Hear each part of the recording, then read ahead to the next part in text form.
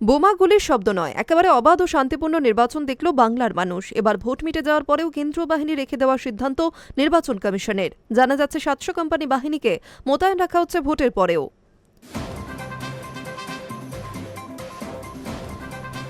বোমাগুলির শব্দ নয়, একেবারে সুষ্ঠুভাবে অবাধ ও শান্তিপূর্ণ নির্বাচন দেখল গোটা বাংলার মানুষ।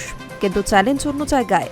গত নির্বাচনের পরেই ভোট পরবর্তী হিংসায় রাজ্যের বিভিন্ন প্রান্ত উত্তপ্ত হয়ে উঠেছিল, যা নিয়ে প্রশ্নের মুখে পড়তে হয় কমিশনকে।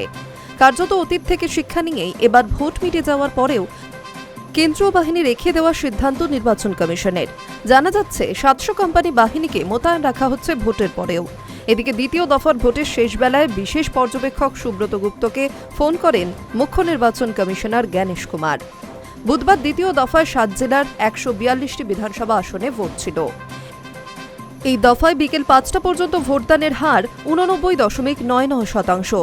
প্রথম দফায় বিকেল ৫টা পর্যন্ত ভোট পড়েছিল ৮৯.৯৩%। অন্যদিকে এই দফাতে কোনো জায়গাতেই বড় কোনো অশান্তির খবর সামনে আসেনি। কয়েকটি বিক্ষিপ্ত ঘটনা ঘটলেও কড়া হাতে পরিস্থিতি নিয়ন্ত্রণে আনে কেন্দ্রীয় বাহিনী। শুধু তাই নয়, রাজ্য পুলিশকেও কার্যত দামাগের ভূমিকায় দেখা গিয়েছে। ভোটের পরেও যাতে এই পরিস্থিতি বজায় থাকে সেই জন্যই ৭০০ কোম্পানি বাহিনীকে বাংলায় মোতায়েন করার সিদ্ধান্ত কমিশনের। এক বার্তায় কমিশন স্পষ্ট জানিয়েছে, পরবর্তী নির্দেশ না দেওয়া পর্যন্ত বাহিনী রাজ্যে মোতায়েন থাকবে। নিরাপত্তা ও আইন শৃঙ্খলা বজায় রাখতেই এই কড়া সিদ্ধান্ত। অন্যদিকে দ্বিতীয় দফার ভোটের শেষ বেলায় বিশেষ পর্যবেক্ষক সুব্রত গুপ্তকে ফোন করে নির্বাচনের পুঙ্খানুপুঙ্খ খোঁজ নেন মুখ্য নির্বাচন কমিশনার জ্ঞানেশ কুমার।